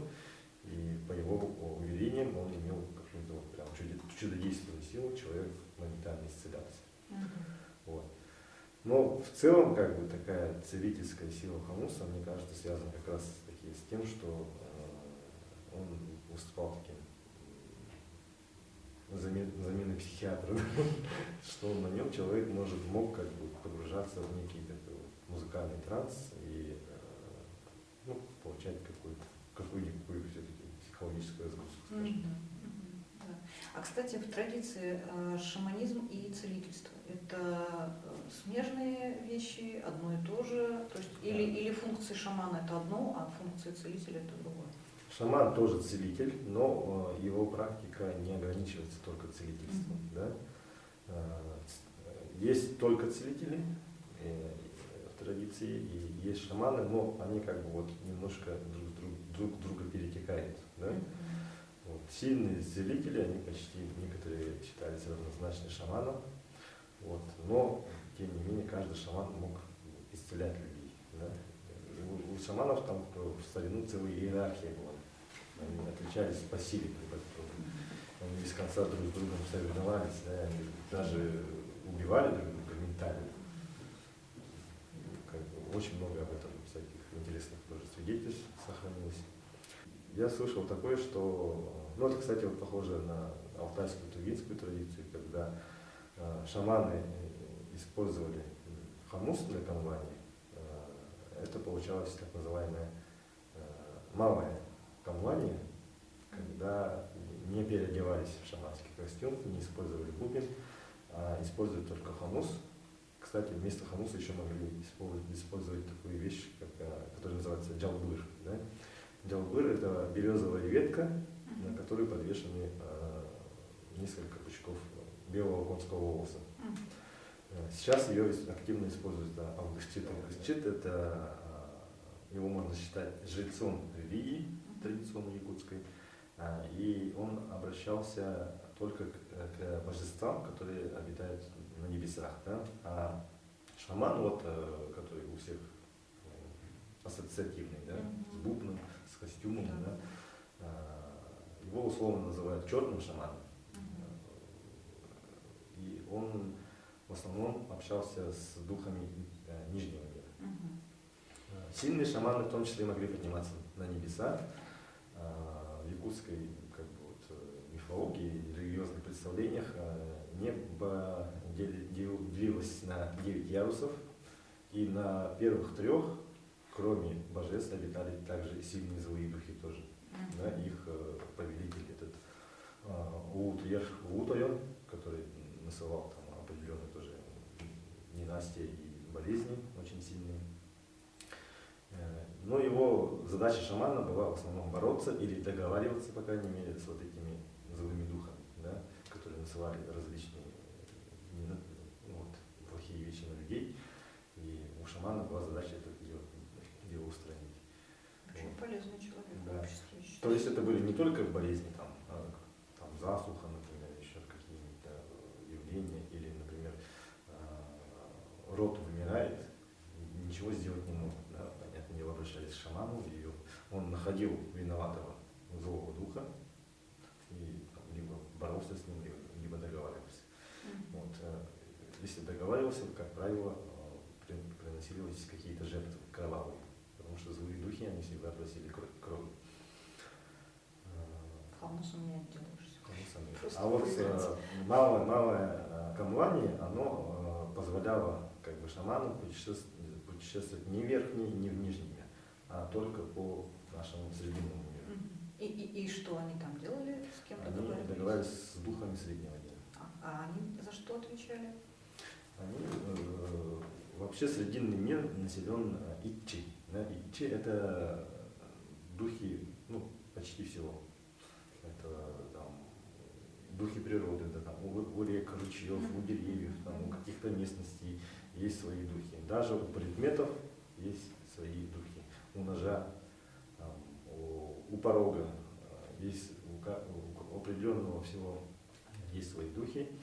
И там, у стола, да, там, если ты там, в гневе ударишь по столу, дух стола на тебя обидится и может Уйдет. Ну не уйдет, а что-нибудь там нехорошее с тобой сделать, то есть потом надо будет и твою вину заглаживать и исправлять. То есть можно взять хамус вот тут вот как раз, для него поиграть. Да? Ну, обычный человек с этим не справится, это только вот именно шаман. Шаману позвонить.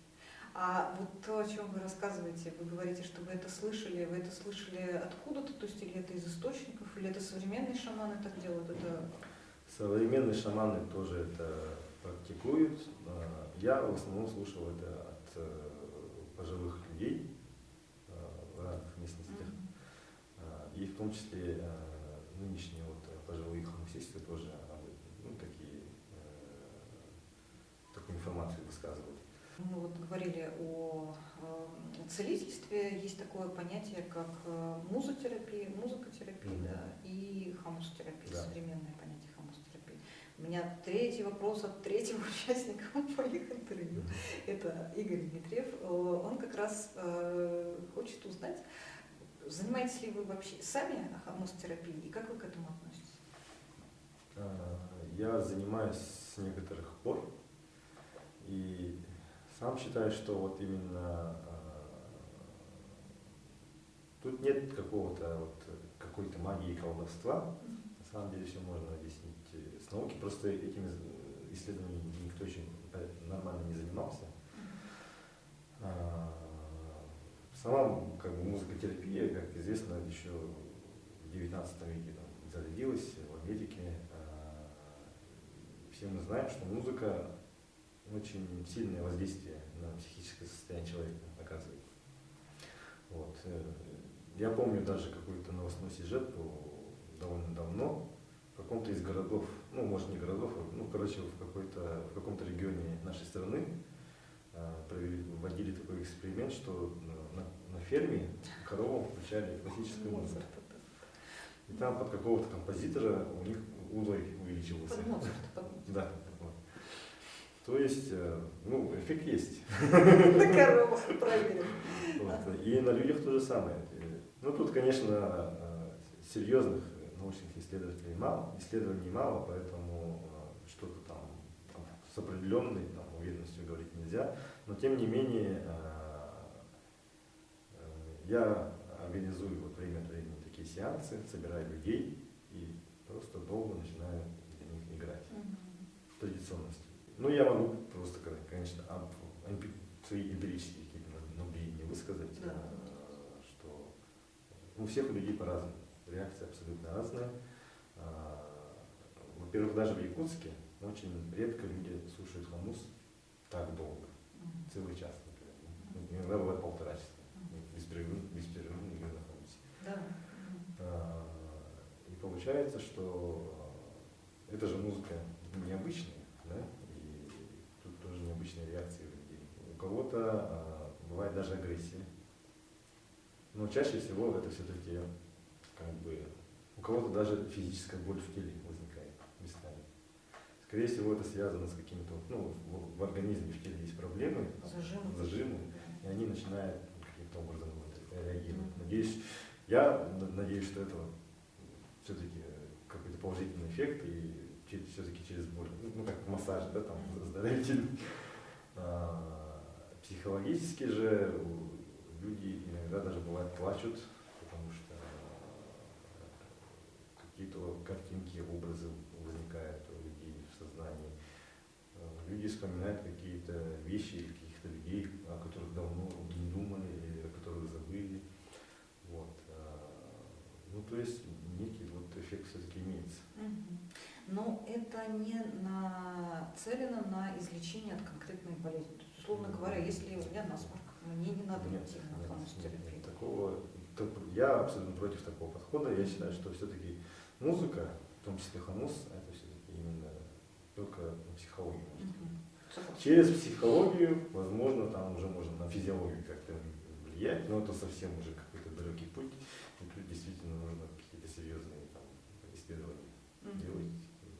Возможно, действительно, вот эти вибрации, волны звуковые могут как-то повлиять на тело, но это современная наука может это все доказать, но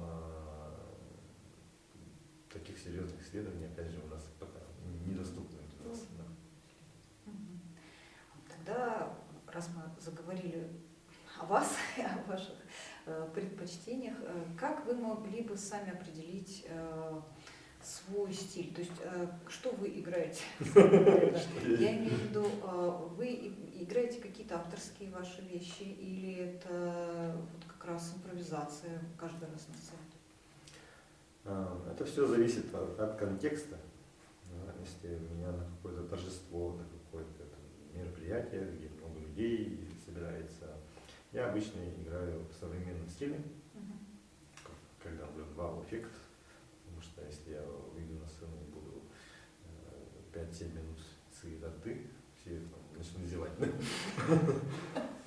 Вот именно свой стиль, я не знаю, как его определить, но я уже об этом говорил, что это некий, все-таки, я пытаюсь переосмыслить традиционный стиль как-то через свою призму.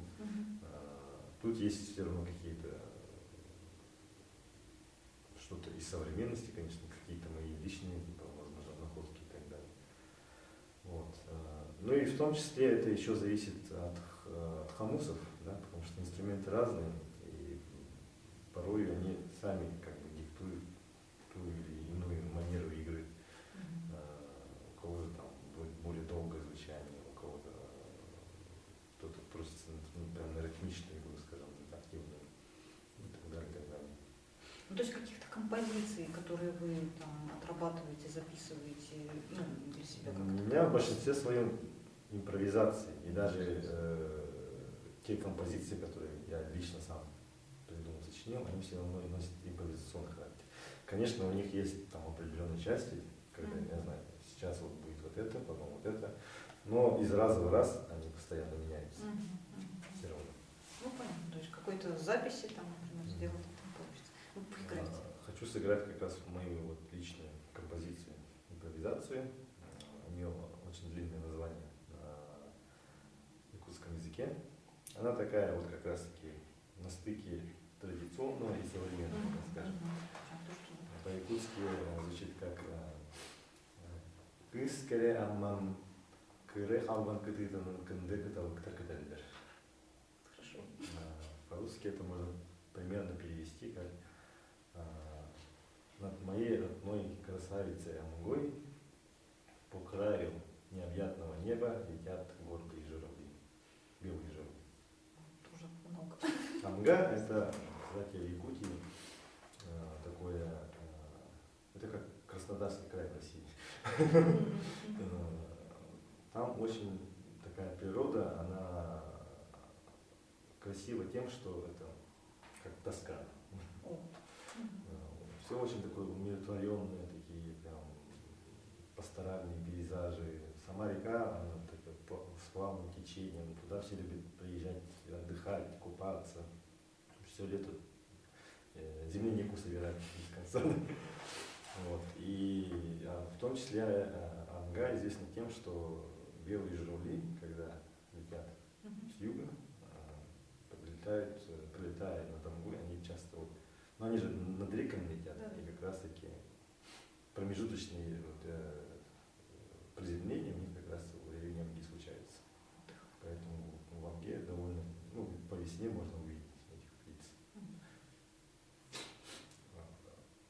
Вообще, как бы котовык, то есть стерх, да, и белый журавль в якутской культуре это очень почитаемая, можно сказать, даже сакральная птица. И даже есть такое поверье, если человек увидит стерха, то он будет всю жизнь счастлив. А если он увидел танец стерхов, то он и 9 его поколений, потомков будут все счастливыми детьми.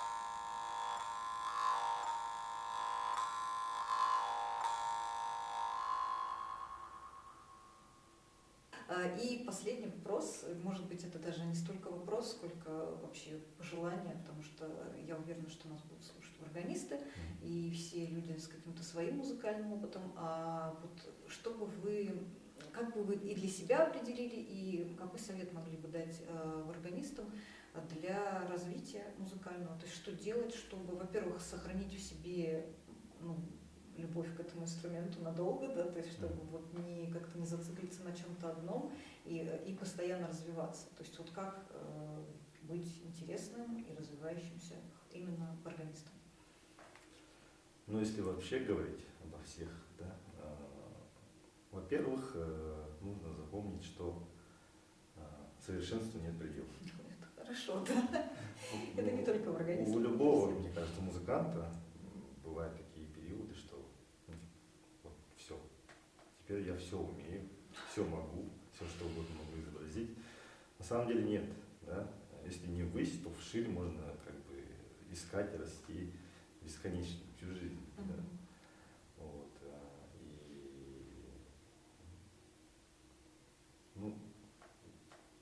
тут даже не столько как бы там какой-то музыкальный профессионализм, а просто вот сохранять человеческое достоинство и уже его транслировать на свою музыку, тогда, мне кажется, будет сохраняться. И ваш как бы гуманистический посыл, скажем так, да. Во-вторых, искать, если человек зациклился на чем-то одном, возможно, можно обратить внимание на что-то другое, возможно, даже вообще не из сферы варгана, хамуса, потому что вдохновение или какие-то новые идеи порой нам приходят совершенно из неожиданных мест, да? Вот. И поэтому жить полной жизнью, искать какие-то новые возможности, горизонты, интересы, увлечения. И, не ждать, но все равно, тем не менее, каждый новый день может принести что-то новое, необычное. И мне кажется, это такой универсальный, как скажем, не закон, но некая вот концепция, которая поможет каждому. А вот я знаю, что скоро в Якутске будет конкурс хамусистов. Международный, скажите, как это полностью называется? Международный конкурс исполнителей на хамусе в скобках варгане, хамусист «Виртуоз мира». «Виртуоз мира». Это же уже очередной конкурс, то есть он Три. там с 90-х годов, насколько я помню, да? И это такой титул, который дается на этом конкурсе, правильно? Да. Он проводился всего 3 раза, вернее 2 раза, и вот теперь он будет 3-й раз проводиться. В первый раз его провели в 91 году в Якутске, и во второй раз в 2011 тоже в Якутске. Вообще, вот эта концепция была, что этот конкурс будет проходить в рамках конгресса, который будет вновь приходить в Якутск. Так как конгресс не пришел в Якутск. С очень большим отрывом приходит. Между первым и вторым там была разница 20 лет. Да. За этот период там очень много выдающихся исполнителей, их вообще не стало, да? А некоторые настолько уже стали пожилыми, что уже активный возраст прошел. Вот. И поэтому с позапрошлого года над этим думали и решили его все-таки проводить теперь раз в 7 лет. 7 это какое-то сакральное число? Вообще, да, число 7 сакральное в якутской культуре. 3, 7 и 9. Да? 9 небес, например, считается, что на верхнем мире. Вот. И 7 лет это не слишком часто и не слишком редко, да, посчитали. И да, хамусист «Виртуоз мира» считается, что самое высокое звание вообще в хамусной сфере, в хамусной среде, при активном участии Международного общества варгана организуется. И в Якутии вообще там на самых, высоких постах с одобрения самого главы республики. По его указу проводится.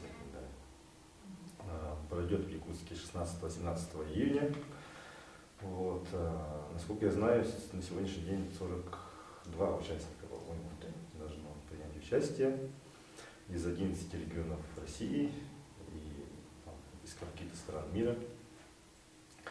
Вот. Ну, в связи с тем, что из Запада сейчас довольно трудно к нам приехать, для них сделали такое послабление, что они смогут принять участие онлайн. Для всех остальных, будьте добры, приехать в Якутск, тем более, что там с Москвы проезд туда-обратно оплачивается. Из Якутии 9 человек будут принимать участие, в том числе я. Мы еще в октябре месяце прошли отборочный этап. Да, отборочный. Ну, это сделано для того, чтобы как бы, количество участников из Якутии не превалировало над всеми остальными. В отборочном этапе там ну, где-то под 30 кандидатов, из которых вот мы 9 были выбраны представлять нашу республику. Я вам желаю удачи. Спасибо. А я как раз хотела спросить, вот как вы, как музыкант, относитесь к этой соревновательности? То есть даже сейчас без отношения вот такого высокого конкурса, а вообще участие в конкурсах, какая-то соревновательность, она дает ли что-то, не знаю, драйв какой-то музыканту? Стоит ли участвовать именно для своего поддержания творческого, так скажем, потенциала? Ну, вообще к конкурсам можно относиться, конечно, двояко, и у людей это, конечно же, есть, и у нас в Якутии. Вообще конкурсы в Якутии очень большую значимость имеют. Да? В любом направлении там есть даже конкурсы, не знаю, там, мастеров по куклам. Почему угодно есть. Вообще соревновательность, она очень свойственная как бы, якутской и, наверное, вообще всем этим тюркским культурам. Сам праздник СЭХ, это вообще он тоже в концепции своей имеет соревновательность. И тот, кто там, в соревнованиях побеждает, тот как бы себе благополучие на все последующие годы обеспечивает. Вот. Другое дело, что это не спорт, это музыка, Ну, да, как ее оценивать, да, и тем более в международном как бы, масштабе, как оценивать исполнителей из совершенно разных культур. Вот, это дело. Ну, тем не менее, как бы, это проводится, и за счет того, что состав жюри такой довольно международный, ну, в какой-то мере, наверное, можно, тем более, как скажем, как корифеи да, вокального мира, на достаточную объективность, скажем, оценки.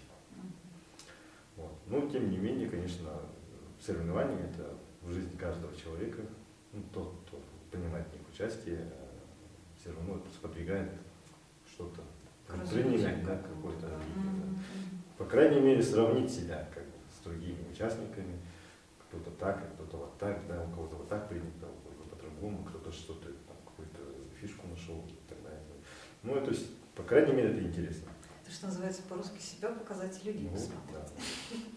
да. То есть вы рекомендуете, да, музыкантам особенно? Но Принимать особенно участие. для тех, кто хочет там, действительно заявить о себе. Да. Спасибо большое и спасибо нашим зрителям, что вы были с нами. Смотрите другие наши интервью, которые будут на канале, и подписывайтесь на наш канал. До свидания. До свидания.